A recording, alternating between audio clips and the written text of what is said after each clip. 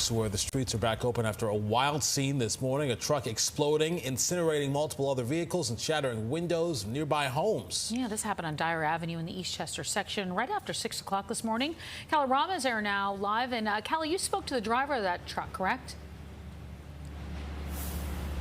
I sure did. The headline here this afternoon is that no one was hurt, but the cleanup will be costly. Take a look at this damage.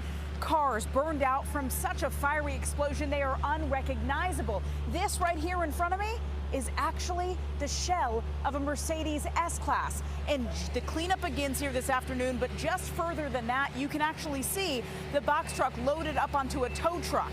The driver telling me he's thankful this was not worse.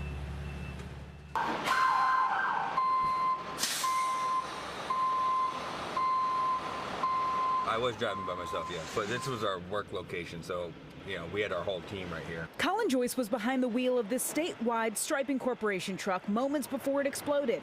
He stopped to check out the smoke, saw fire coming from the back of the truck, and tried to put it out. We tried to put the fire out, and then it was beyond us, so then we just got a safe distance away. It was beyond our ability to, it just happened too fast. You know, it's scary, so fortunately, yeah, it wasn't, you know, any worse than it was.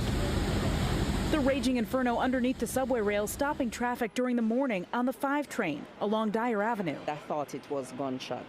And then I hear pow, pow. Shattering the windows at Antoinette Hu's home. The street was on fire. When I opened my room door upstairs, I could feel the heat coming up. That's the reason why I was crying, because I could see the flames under the door.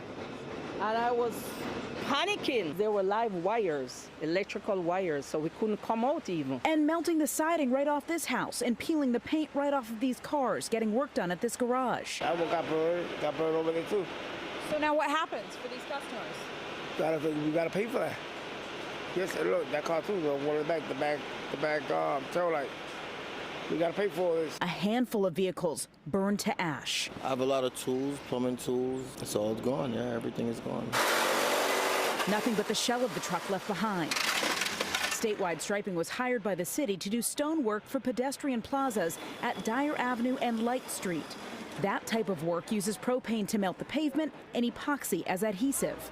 All of that was removed safely by the FDNY hazmat team, spraying down the truck with foam because of the accelerants on board. And here's a different view of the cleanup here. At one point, this pavement was burned so bad it was a thick, gooey mess. And now, of course, the cleanup continues after that crash and explosion happened at 6 o'clock this morning. I talked to the owner of the company on the phone today. He said he believes this could be a mechanical issue, but he won't know for sure until a full forensic is done on the truck. He tells me nothing like this has ever happened with this company in 40 years of business, and today he is just thankful that no one was hurt. We're live in the Eastchester section of the Bronx. I'm Kala Rama, PIX11 News.